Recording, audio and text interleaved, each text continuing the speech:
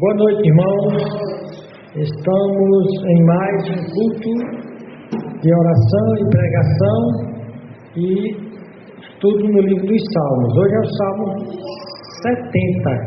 Salmo 70, pedindo urgência a Deus, pedindo pressa a Deus em sua ajuda, mas também mantendo a paciência. Pedindo pressa a Deus em nos ajudar é o tema, porque tem coisa que a gente pedindo, se Deus demorar nos próximos 10 anos, a gente vai estar vivo daqui a 10 anos para receber. Só que Davi, ele estava cercado por inimigos, e a urgência dele é a seguinte: se Deus não me atender, ele me mata.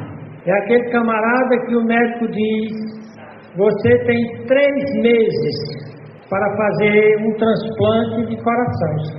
Então o camarada está numa fila enorme. Então ele diz: Senhor, apresse a minha resposta. Se o Senhor quiser que eu vá, eu estou pronto. Mas apressa aí para que apareça um doador. Então tem oração que ela, pela sua própria natureza, exige uma urgência maior. E é o caso dessa daqui. Então, lendo o nosso verso-chave, são 2. Os 2 versos já mostram essa urgência. O verso 1 e o verso 5 diz: apressa-te, ó Deus, em me livrar, Senhor. Apressa-te em ajudar-me. Eu, porém, estou aflito e necessitado. Apressa-te por mim, ó Deus. Tu és o meu auxílio e o meu libertador. Senhor, não te detenhas. Então aí ele vai falar: apresse-se, Senhor. Venha depressa. Venha rápido, não demore. Eles vão me pegar e eu não tenho como escapar. Eu vou ler o salmo todo e eu quero que você preste atenção, porque essa é uma mensagem muito importante. Eu vou pedir o Misael que leia o salmo. Apressa-te, ó Deus, em me livrar. Senhor, apressa-te em ajudar-me. Fiquem envergonhados e confundidos os que procuram a minha alma. Voltem para trás e confundam-se os que me desejam mal. Virem as costas como recompensa da sua vergonha os que dizem: folguem e alegrem-se em ti todos os que te buscam. E aqueles que amam a tua salvação digam continuamente: engrandecido seja Deus. Eu, porém, estou aflito e necessitado. Apressa-te por mim, ó Deus. Tu és o meu auxílio, o meu libertador. Senhor, não te detenhas. Senhor Deus, nosso Pai, obrigado, Senhor, por esse dia de hoje. Obrigado por esse tempo agora aqui. Queremos estudar a tua palavra. Que nós, Senhor, tenhamos em ti sempre a nossa esperança, o nosso refúgio e a nossa certeza de salvação. Nos abençoa para que possamos entender este salmo e ter em nossos corações sempre a plena confiança e dependência total de ti. Nos guarda, Senhor, de todo mal. Obrigado por tudo. Em nome de Jesus. Amém. Amém. Eu não sei a sua situação hoje, se você está com pressa, mas se Deus atender daqui a 5 anos, você ainda está vivo. Se atender daqui a 10 anos, você está vivo. Eu não sei qual o tamanho da sua pressa. E nós, como isso aqui vai ser publicado no YouTube, vai ter gente lá que talvez esteja na fila do rim, do coração. E essa mensagem aqui vai encaixar bem direitinho. Como é que eu devo agir? O nosso propósito com essa mensagem, a nossa tese é responder 11 perguntas. Presta atenção nessas perguntas.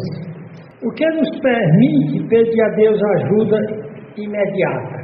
O que permite que uma pessoa diz: Senhor, qual é essa confiança que Davi tinha em dizer: Senhor, se apresse, Senhor, venha rápido? Segundo, o que nos permite confiar que Deus vai responder? Você confia mesmo que Deus responde às orações? Terceiro, o que nos permite confiar que a resposta de Deus é sempre a melhor para nós, mesmo que Ele diga não? Nós vamos ver aqui exemplo de orações que Deus disse: espere. Deus disse sim e atendeu quase que imediatamente. Quando Ele disse espere, Ele demorou para atender. Então o que nos permite confiar que a resposta de Deus é sempre a melhor resposta. Podemos realmente confiar que a vontade de Deus é o que Paulo diz, é sempre boa, perfeita e agradável, mesmo quando ele disse: não, Rosângela, eu não vou te dar isso que você está pedindo. E isso vai ser bom, vai ser perfeito e agradável para você. Qual a implicação de ser povo de Deus ou possessão de Deus? Então lembre disso. O que você está pedindo só vai ser bom para você se for da vontade de Deus. Se não for, quando Deus der não, obrigado, Senhor, porque o Senhor deu não para mim, o Senhor não me deu isso. Vamos supor que você estava pedindo uma Hilux, mas a Hilux ia virar e ia lhe matar. Então, obrigado que o Senhor não me deu a Hilux. Senhor, me deu uma moto. E o Senhor não deu a moto, porque com a moto você ia quebrar o pescoço. Então, lembre-se que sempre. Então, mas eu vou dar exemplos concretos aqui. Ainda, respondendo essa questão, as promessas bíblicas dizem alguma coisa sobre proteção de Deus? Que eu posso contar? O salmista estava num perigo terrível. Sexto, qual a implicação de ser povo de Deus ou possessão de Deus? Faz diferença eu ser um crente e não ser? Lembra da mensagem de domingo? Eu sou um santo, mesmo que em semente, em potência, eu sou um santo. Qual deveria ser a nossa reação em meio aos problemas quando sabemos que temos a promessa do poder de Deus agindo em nosso favor? A coisa ainda não aconteceu, não é porque falta poder em Deus. Será que Deus não sabe a hora de agir? E eu quero ensinar a Deus?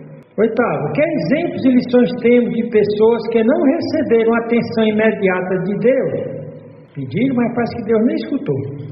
Mas no tempo certo, no tempo de Deus, do jeito de Deus, essas pessoas foram atendidas. Nono, que exemplos e lições temos de pessoas que não receberam resposta ao seu pedido de oração? Na realidade, receberam não. E de outras pessoas que receberam sim, receberam logo. Qual é o que é melhor fazer? Não importando a situação, não importa o tempo que passe, o que é que eu devo fazer? Eu devo continuar orando ou desistir de orar? Muitos desistem, já orei demais, vou largar de mão. Eu devo continuar orando ou desanimar? Segundo, eu devo confessar meus pecados ou cair na impaciência? Terceiro, eu devo olhar para cima ou devo olhar para baixo? Olhar para cima é saber que de lá vem a bênção. Olhar para baixo é ficar só olhando aqui para a dificuldade, para o problema. Não vai dar certo. Senhor Deus, nos guia agora com o Teu Espírito Santo a entender essa mensagem. Em nome de Jesus Cristo. Amém. Então, eu queria introduzir essa mensagem falando do perigo da impaciência e de não aceitar o tempo de Deus. Nós vamos ver aqui que a impaciência custou caro a muitos crentes, inclusive a Abraão. Está tendo uma guerra terrível lá no Oriente Médio. O povo de Israel está sendo atacado diariamente pelos filhos de Ismael, que foi o filho da impaciência de Abraão e de Sara. Não souberam esperar o tempo de Deus e fizeram alguns arranjos, alguns ajeitos. Deus está demorando, eu vou dar meu jeitinho. E deu tudo errado. Nosso jeitinho para passar por cima do tempo que Deus disse que eu esperasse, sempre está errado. Então, vamos para o primeiro versículo. Ele diz: apressa-te, ó Deus, em me livrar, Senhor, apressa-te em ajudar-me. Então aqui o salmista está agoniado, aquela agonia, aquela impaciência, a agonia da espera e o tormento da demora em sair do problema doloroso, do problema complicado, daquela perseguição que ele estava quase sendo alcançado. E então ele pede pressa a Deus. E aqui ele usa Elohim. Dá-te pressa, Elohim. Ou seja, o Deus onipotente, o Deus que criou todas as coisas, o Deus que chamou tudo do nada à existência, o único Deus vivo e verdadeiro. Então, algumas almas só vão para Deus quando todas as portas e recursos humanos se fecharam. Mas não é o caso do salmista. Diferentemente, o salmista, já desde o Salmo 69, embora ele dissesse no Salmo 69, eu estou cansado de tanto orar, minha garganta está seca, eu já estou sem voz de tanto orar. Ele não estava dizendo que ia desistir. No Salmo 70, ele está dizendo: eu vou orar. Embora eu não sei até quando, porque essa é uma pergunta dele em outros salmos. Até quando, Senhor? Até quando? Mesmo ele não pergunta até quando. Ele diz: apressa, Senhor, venha rápido. Rápido para quê? Ele diz: em me livrar. Isso no hebraico é natsal. Esse verbo hebraico fala de tirar a força, de salvar, resgatar, libertar de uma força poderosa. É ser arrancado ou ser tirado, referindo aos inimigos ou a problemas mortais, que inclui inclusive salvar do pecado e da culpa. Só Deus pode fazer. Então, quando ele pede a Deus para livrá-lo, é livrá-lo da morte, para ser arrancado das mãos assassinas de seus inimigos. Seus inimigos o cercam por todos os lados e ele teme que a qualquer momento eles o agarrem e o matem. Não é uma provação comum daquelas que eu estou com dificuldade, eu estou com problemas, eu perdi o emprego, eu estou com a gripe forte. Não, a coisa aqui é de vida ou morte.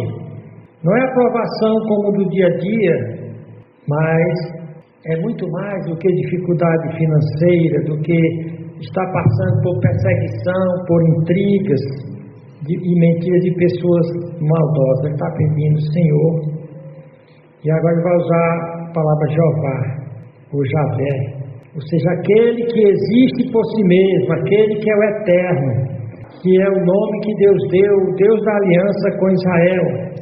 É o nome impronunciável, a não ser que se tente vocalizar botando vogais abaixo das 4 consoantes. Por isso que o nome não se sabe ao certo, se o nome é Yahvé, se é Javé, se é Yahué.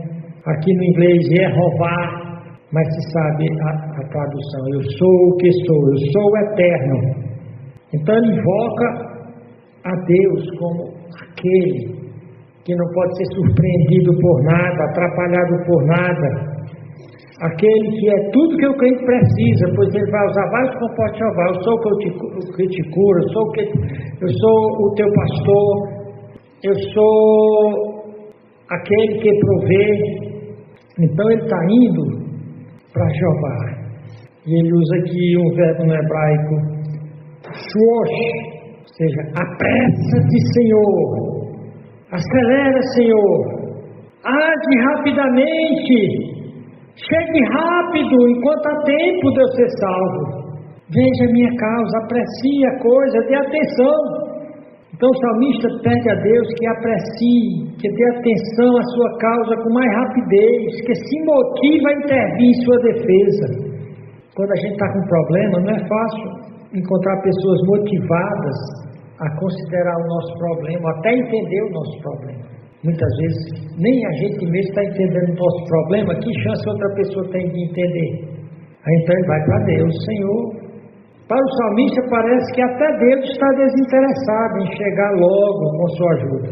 Mesmo com essa impressão errada de que Deus está desmotivado a ajudá-lo, o salmista se dedica incansavelmente a orar e clamar pelo socorro de Deus. De fato, a verdade em relação ao crente, nós vamos ver que Deus nunca, jamais está desinteressado no que acontece na vida de seus filhos, nem jamais ele retarda a sua promessa, como tem um texto que diz que alguns julgam as promessas de Deus demoradas, que Deus não atende logo. Na realidade, Deus tem o tempo certo para cada coisa. Deus nunca se adianta nem se atrasa, nós é que nos adiantamos, nós é que nos apressamos.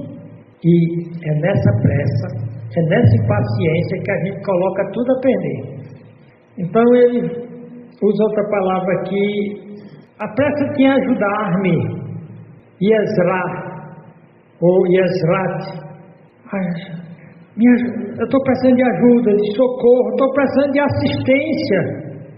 Por que ele estava precisando? De que tipo de assistência ele estava precisando? Aquela mesma assistência que ele fala no Salmo 111.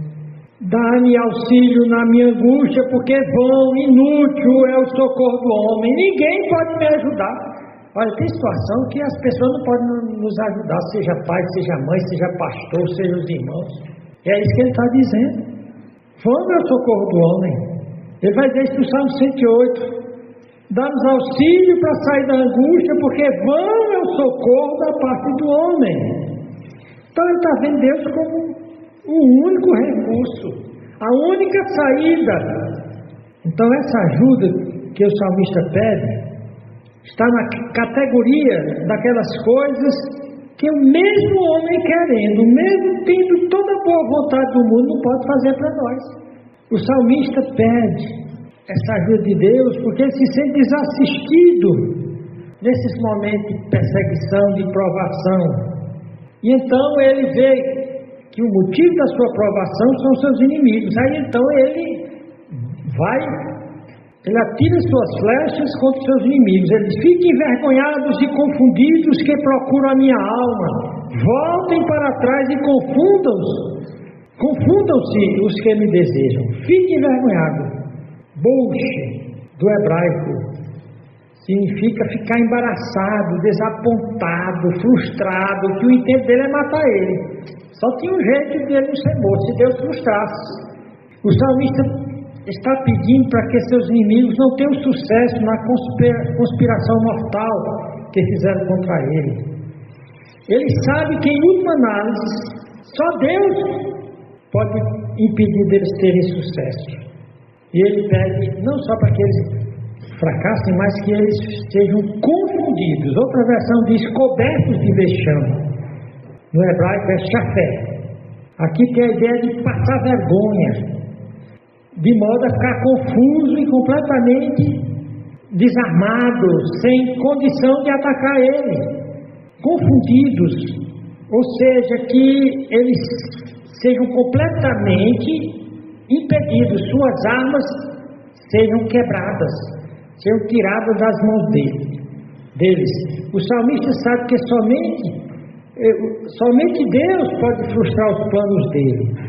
Somente Deus pode fazer eles voltarem envergonhados e constrangidos. Aí onde a lição para nós. Às vezes, a única maneira de parar os maus é pedindo a Deus para fazê-los fracassar em seus projetos malignos, fazê-los ficar constrangidos e envergonhados. E o salmista diz a intenção dele: os que procuram Bacache, ou seja, eles exigem, eles requerem, eles desejam, eles demandam, eles procuram com todos os recursos e vão fazer isso até conseguir me destruir ou me matar. Eles procuram minha nefesh, que é a palavra hebraica para alma, para vida, para ser, para aquele que respira. Eles querem me impedir de respirar, eles querem acabar comigo. Então ele é claro em apontar quais são os objetivos malignos dos seus inimigos. O objetivo deles é sua alma, é sua vida. Seus inimigos não estavam brincando nessa perseguição, só iriam sossegar, só iriam parar quando o vissem morto. Por isso ele pede: detenha o Senhor. Como ele diz aqui, quote, do hebraico: voltem, movam-se para trás, retornem, retirem-se, sejam expulsos. O salmista está dizendo, pedindo: Deus, fazer com que eles voltem da sua jornada maligna, confronte-os, derrote-os, voltem para trás, confundam-se. Aqui é usada outra palavra, calã, sejam envergonhados, reprovados, caiam em confusão, humilhação, desonra. Por quê? Os maus querem glória e honra através do seu sucesso em concretizar seus projetos malignos. E o salmista sabia, somente Deus frustra alguns tipos de mal. Inclusive nós temos alguns inimigos, são os demônios. Se não tivermos a ajuda de Deus, eles vão acabar conosco. A Bíblia diz que o diabo veio somente para matar, roubar e destruir. Ele não veio para negociar com a gente, não. Eles aqui desejam mal, raiz. Ou seja, eles desejam que minha vida, aqui tem a conotação de ruim, desagradável. tem a conotação de dor, de infelicidade, de miséria. Mesmo que ele não me mate, eles querem tornar a minha vida miserável, muito dolorida. Então no versículo 13 ele volta quase a repetir com outras palavras: virem as costas como recompensa da sua vergonha os que dizem ou seja, os que ficaram zombando dele pelos fracassos dele. Virem as costas. O salmista pede que seus inimigos se afastem por mais longe. Mais uma vez ele pede para que seus inimigos fracassem. Você já orou pelo fracasso dos seus inimigos? Se o meu inimigo está querendo acabar comigo, especialmente acabar comigo porque eu sigo a Deus, eles querem acabar com o projeto de Deus acabando comigo, então eu posso orar: Senhor, não deixe. Por outro lado, ele diz: foguem e alegrem-se em que todos que te buscam, e aqueles que amam a tua salvação digam continuamente: engrandecido seja Deus. Foguem e alegrem. Você está falando aqui de uma característica do povo de Deus. O apóstolo Paulo diz: regozijai-vos, alegrai-vos sempre no Senhor. Se alegrar sempre não é porque a coisa está boa, não. Eu estou me alegrando porque eu estou me alegrando no Senhor. Se eu for me alegrar nas coisas dessa vida, eu vou me matar. Foguem e alegrem-se em ti. O foco da alegria do crente é Deus. Eles todos que te buscam, os que realmente buscam a Deus, e aqueles que amam a tua salvação. Ou seja, Deus tem um projeto do reino de Deus, o projeto da salvação. Então aqui, aqueles que amam as coisas de Deus, o projeto de Deus, Ele ama os louvores, as orações, Ele ama o congregar-se na igreja, o servir a Deus. Então para esses Deus dá uma alegria apesar dos problemas. Deus faz com que eles andem por cima dos seus problemas. Aqueles sem Deus, eles andam esmagados abaixo dos problemas. Então esses que amam o projeto de salvação de Deus, digam continuamente. Ou seja, eles não arredam o pé de louvar a Deus. Aqui o salmista está louvando a Deus, mesmo em total frustração. Engrandecido seja Deus. Ou seja, aqueles que engrandecem a Deus em pensamento, emoções, palavras e ações. No versículo 5, ele encerra dizendo: eu, porém, estou aflito e necessitado. Apressa-te por mim, ó Deus. Tu és o meu auxílio, o meu libertador. O Senhor não te detém. Eu, porém. Então, ele aqui fala de modo sincero, transparente. Ele diz: Senhor, o negócio não está bom para mim. O negócio está ruim. Ele fala da radiografia do seu estado emocional. Ele está emocionalmente abalado. Ele diz: estou aflito e necessitado. Então ele volta a pedir: apressa-te por mim, ó Deus. Ele ora pedindo pressa, porque o caso dele é de vida ou morte. Ele não tem os recursos para enfrentar o inimigo, e os inimigos estão prestes a alcançá-lo. Porém, ele declara sua fé: meu libertador. Aplicando agora esse salmo, o que nos permite pedir ajuda imediata de Deus? O que nos permite confiar que Deus vai responder? O que nos permite confiar que a resposta de Deus é sempre a melhor coisa para nós? Podemos confiar que a vontade de Deus é sempre boa, perfeita e agradável? Então, nós vamos ver aqui que a Bíblia tem promessas claras, promessas bíblicas, dizendo que nós estamos debaixo da proteção de Deus. Isaías 43:1 diz: mas agora assim diz o Senhor que te criou, ó Jacó, e que te formou, Israel. Não temas. Lembra que na Bíblia o calendário judaico tem 360 dias. Todos os meses em Israel tem 30 dias. Por isso que o ano deles lá são 360. E você tem 360 vezes na Bíblia Deus dizendo: não tenha medo. Não importa o bicho, a situação, não tenha medo. E Deus diz aqui diz o Senhor, diz Jeová, aquele que ele invocou como eterno, que te criou, que era o Elohim, ó Jacó, e que te formou, ó Israel. Não temas, porque eu te remi, eu te libertei lá do Egito, né? Chamei-te pelo teu nome, tu és meu. Olha aqui a promessa, você é meu. Jesus Cristo disse: as minhas ovelhas ouvem a minha voz, eu as conheço, eu lhes dou a vida eterna, e ninguém as arrebatará da minha mão. Está seguro ou não? E nem da mão de meu Pai. Então, aqui fica claro para nós que não importa a situação, eu devo ter certeza, eu estou sob a proteção de Deus. A segunda coisa, como o texto lá diz, eu sou propriedade de Deus. Olha o que é dito em Isaías 41:10. Ele vai dizer um daqueles não temas. Não temas, não tenha medo, porque eu sou contigo. Não te assombres, porque eu sou teu Deus. Eu te fortaleço e te ajudo e te sustento com a minha destra da minha justiça. Então, quando eu estou me apavorando, eu não estou crendo nisso aqui. Isso, você diz, mas você foi para Israel no Velho Testamento, e para nós no Novo Testamento? 1 Pedro 2:9 em diante, ele diz: mas vós sois a geração eleita, o sacerdócio real, a nação santa, o povo adquirido, o povo meu, vocês são meu povo, para que anuncieis as verdades daquele que vos chamou das trevas para a sua maravilhosa luz. Vós que em outro tempo, né, nós éramos pagãos, não erais povo, mas agora sois povo de Deus, que não tinhas alcançado misericórdia, mas agora alcançaste misericórdia. Lá em Malaquias diz: vocês são a menina dos meus olhos, quem mexer com vocês está mexendo comigo. É isso que Jesus Cristo disse para Paulo: Paulo, Paulo, por que tu me persegues? E ele pergunta: quem és, Senhor? Ele disse: eu sou Jesus a quem tu persegues. Paulo nem conheceu Jesus. Quem era que Paulo estava perseguindo? Os discípulos de Jesus. Então, nós temos essa realidade, essas realidades. No meio da dor, do sofrimento, eu estou debaixo da proteção de Deus. Eu estou debaixo do poder de Deus. Eu não sou um Zé Ninguém.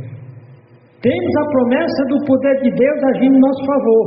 Salmo 62:11, ele diz: Deus falou uma vez, 2 vezes ouvi isto, que o poder pertence a Deus. A ti também, Senhor, pertence a misericórdia, pois retribuirás a cada um segundo a sua obra. Então o salmista sabia: estou debaixo do poder de Deus. Em Romanos 16:25, para a igreja é dito: ora, aquele que é poderoso para vos confirmar segundo o meu evangelho e a pregação de Jesus. Então quem nos confirma, nos ajuda a perseverar, aguentar e chegar até o final do último dia, é Ele no seu poder. Agora, uma vez que nós vimos isso, que nós temos as promessas de estarmos debaixo da proteção de Deus, debaixo do poder de Deus. Alguns exemplos de pessoas que não receberam a atenção imediata de Deus, mas no tempo de Deus e do jeito de Deus foram atendidos. Abraão e Sara. Abraão tinha 75 anos quando recebeu a promessa pela primeira vez. E em Gênesis 21:5 nos diz que ele tinha 100 anos quando Isaque nasceu. Sara tinha 90. Então Abraão e Sara esperaram 25 anos pelo cumprimento da promessa de Deus. Vocês já esperaram 25 anos para receber uma resposta de Deus?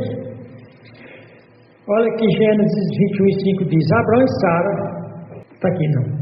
E era Abraão da idade de 100 anos quando lhes nasceu Isaque, seu filho, e disse Sara: Deus me tem feito riso. Todo aquele que ouvir se rirá. Então veja bem, 25 anos atrás Deus tinha feito a promessa.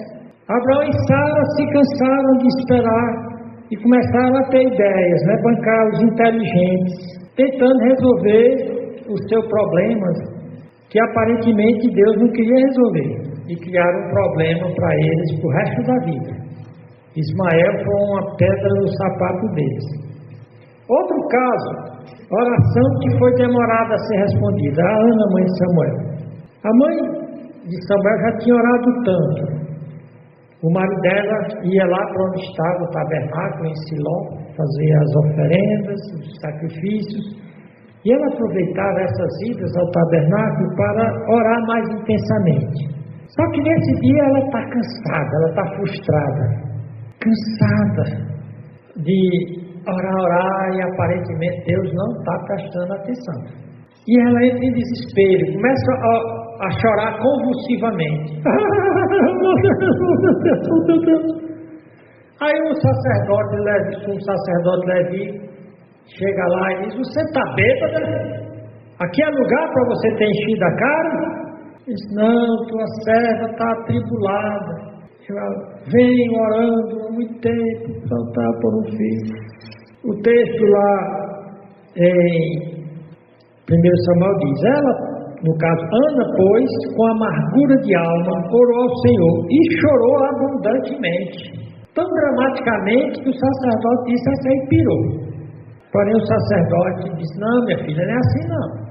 Então ela se recompôs e diz aqui: fez um voto dizendo: Senhor dos exércitos, Jeová Sabaote, se benignamente atentares para a aflição da tua serva, e de mim lembrares, e da tua serva não te esqueceres, mas a tua serva der um filho, homem, ao Senhor darei todos os dias da sua vida, e sobre a sua cabeça não passará navalha, será nazireu. E sucedeu que, perseverando ela a orar perante o Senhor, ela fez essa oração e parou de chorar, parou de mimimi, né? Ficou só orando agora só vou orar tranquilo. Se Deus quiser responder com sim, vai ser sim, se não. Se Ele quer que eu espere a vida toda, eu vou esperar a vida toda. E aqui diz: sucedeu que, passado algum tempo, Deus me aprovou a fé dela. Não deu, não. Ana concebeu e deu à luz um filho, ao qual chamou Samuel, que foi uma grande bênção, porque ele dizia: o tenho pedido do Senhor. A resposta demorou, mas quando chegou, veio. Foi um dos melhores homens de Israel, foi Samuel. Agora, foi exemplo de oração que demora a ser respondida. De que você fazer mimimi, ficar consternado como ela, não vai ajudar. Então ela resolveu se acalmar, vou só orar tranquilamente, viver um dia de cada vez. Agora, exemplo de pessoas que receberam não ao seu pedido de oração. E quem foi essas pessoas que receberam não? Eu vou dar exemplo aqui de dois. Jesus Cristo lá no Getsemane, na prensa da oliva, em Mateus 26, 38 e 39, diz: então lhes disse aos discípulos: a minha alma está cheia de tristeza até a morte. Ficai aqui e velai comigo. E indo um pouco mais para diante, prostrou-se sobre o rosto, orando e dizendo: meu Pai, se é possível, passe de mim esse cálice. Sabe que era o cálice de dor, de morte? Ele ia ser trucidado até o Calvário. Toda espécie de suplício. Todavia não seja como eu quero, mas como tu queres. Qual foi a resposta de Deus? Não. Porque se Deus, o Pai, tivesse dado sim, ninguém seria salvo. Então a vontade de Deus sempre é a melhor coisa. E o outro cara também não é de pouca monta não, pouco valor não. Paulo e o espinho na carne, segundo Coríntios 12, 8 a 9. Diz aqui: acerca do qual, desse espinho na carne, desse problema terrível, imagine que um espinho grande enterrado na carne dói muito. Acerca desse espinho, 3 vezes orei ao Senhor para que se desviasse de mim, e disse-me Deus: a minha graça te basta, porque o meu poder se aperfeiçoa na fraqueza. De boa vontade, pois, me gloriarei nas minhas fraquezas, para que em mim habite o poder de Cristo. 3 vezes ele orou e Deus disse não. Deus deu não para Jesus Cristo, Deus deu não para Paulo. Então quem sou eu para achar que eu não devo receber não? Então Paulo recebeu um espinho na carne depois de ter tido a visão gloriosa no paraíso. Ele foi elevado até o 3º céu. E ele ia voltar lá muito se achando um tal, muito boçal. Então o espinho na carne serviu para que ele não se tornasse arrogante ou se achasse superior por causa das revelações que ele teve. Paulo sofreu muito com aquele espinho na carne que nós não sabemos o que é. Ele orou 3 vezes pedindo que eu retirasse, mas 3 vezes foi não, não Não, a minha graça te basta. Eu vou lhe dar força para você atravessar. Agora, exemplo de pessoas que receberam a atenção imediata de Deus. Eles pediram e em cima da bucha receberam. Neemias, no capítulo 1 e no 2 e 4, lá diz que Neemias recebeu notícia através de Anani, um de seus irmãos, e algumas pessoas que vieram de Judá.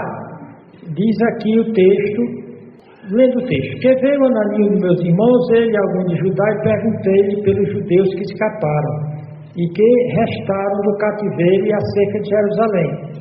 E disseram: os restantes que ficaram no cativeiro lá na província estão em grande miséria e desprezo, e o muro de Jerusalém está fendido, está quebrado, e as suas portas queimadas a fogo. E sucedeu que, ouvindo eu estas palavras, assentei-me e chorei, e lamentei por alguns dias, e tive jejuando e orando perante o Deus dos céus. E disse: Senhor Deus dos céus, Deus grande e terrível, que guarda a aliança e a benignidade para com aqueles que o amam e guardam os seus mandamentos.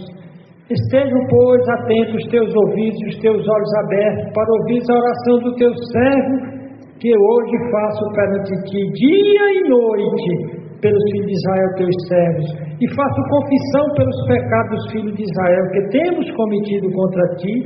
Também eu e a casa de meu pai temos pecado.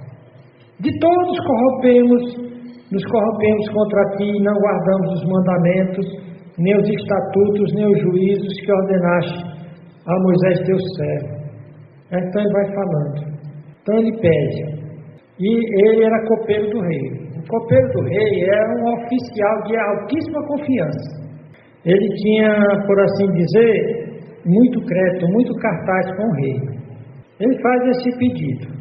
No versículo 11 ele diz: Senhor, estejam, pois, atentos os teus ouvidos à oração do teu servo, e à oração dos teus servos que desejam temer o teu nome, e fazem prosperar hoje o teu servo, e dá-lhe graça perante este homem, que era o rei. Então era eu o copeiro do rei. Então ele fez a oração e foi para a presença do rei, que era o rei Artaxerxes, da Pérsia. Sucedeu, pois, no mês de Nisan, no ano 20º do rei Artaxerxes, que estava posto vinho diante dele. E eu peguei o vinho e o dei ao rei, porém eu nunca estivera triste diante dele. E o rei me disse, o Artaxerxes, que era o filho do Xerxes, do rei anterior, no ano 20º do rei Artaxerxes. Então o rei me disse: por que, Neemias, está triste o teu rosto? Pois não estás doente, ou estás, né? Não é isto senão tristeza de coração? Então eu temi sobremaneira, que era um homem poderosíssimo, mandava matar por brincadeira. E disse ao rei, resolveu falar: viva o rei para sempre. Como não estaria triste o meu rosto, estando a cidade, o lugar dos sepulcros de meus pais, que era Jerusalém, assolada, e tendo sido consumidas as suas portas do fogo. E então o rei me disse: que me pedes agora? Aqui é a resposta da oração. Então orei ao Deus dos céus. Nessa hora, quando o rei pede, pergunta ele: o que é que você quer? Pede.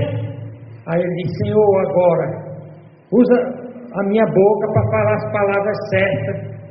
E então eu disse ao rei: se é do agrado do rei, e se o teu servo é aceito em tua presença, peço-te que me envies a ajudar a cidade dos sepulcros de meus pais, para que eu a reedifique. Então o rei me disse, estando a rainha sentada junto a ele: quanto durará a tua viagem e quando voltarás? Ou seja, já deu sim. Já está perguntando quanto tempo. Era a resposta de Deus. Aí ele pede mais, ele pede madeira, ele pede gente para construir a cidade. Ou seja, o pedido de Neemias era gigantesco, era um pedido impossível de um rei atender se Deus não. Ou seja, pediu, Deus respondeu como se diz, na bucha. Elias também disse: sucedeu que no momento de ser oferecido o sacrifício da tarde, o profeta Elias se aproximou e disse: ó Senhor Deus de Abraão, de Isaque e de Jacó, manifeste-se hoje que tu és o Deus em Israel, e que eu sou teu servo, e que conforme a tua palavra fiz todas estas coisas. Responde-me, Senhor, responde-me para que esse povo conheça que Tu és o Senhor e que Tu fizeste voltar seu coração. Deus respondeu na lata, na hora. Então caiu fogo do Senhor e consumiu o holocausto e a lenha e as pedras. Ou seja, quando Deus responde, é para valer. E aqui é um caso que ele respondeu na hora. O ladrão da cruz: Senhor, lembra-te de mim quando entrares no teu reino. Ele está orando a Cristo ali. E Jesus lhe responde na hora: em verdade te digo que hoje mesmo estarás comigo no paraíso.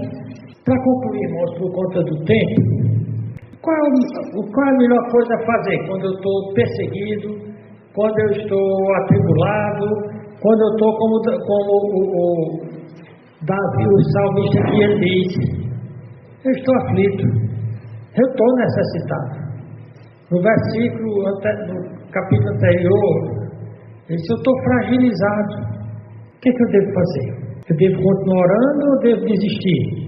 Na realidade, que nós vimos que Ana não desistiu, porque estava demorando. Abraão não desistiu, tentou fazer umas armações que deu para a tigela dele, mas não desistiu. Então o melhor é continuar orando sem desanimar. Por quê? Porque orar não faz mal para ninguém, diz que até faz bem para o psicológico, o emocional, o espiritual. Orar é o melhor exercício para o ser humano.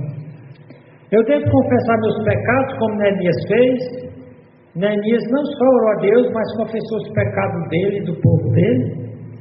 Eu devo confessar meus pecados ou me entregar à impaciência? O pecado da impaciência. Eu devo olhar para cima e louvar a Deus e glorificar a Deus e continuar tranquilo como Ana continuou, como Abraão. 25 anos ele continuou peregrinando, correndo os riscos, sendo atacado, tudo, olhando para cima. Ou eu devo olhar para a situação adversa? Está ruim, eu não aguento, não vai dar. O que é que ele diz? Engrandeça a Deus. Você que busca Deus, você que acredita na salvação de Deus, você ama a salvação de Deus, você ama o Senhor. Mas não é pecado pedir pressa, Senhor. Se ainda tenho que esperar 5 anos, não dá para ser 3, não. Você não está pecando. Está pecando é que depois dos 3 você desistir de orar e perder sua paciência. Amém, irmão? Amém. Boa noite.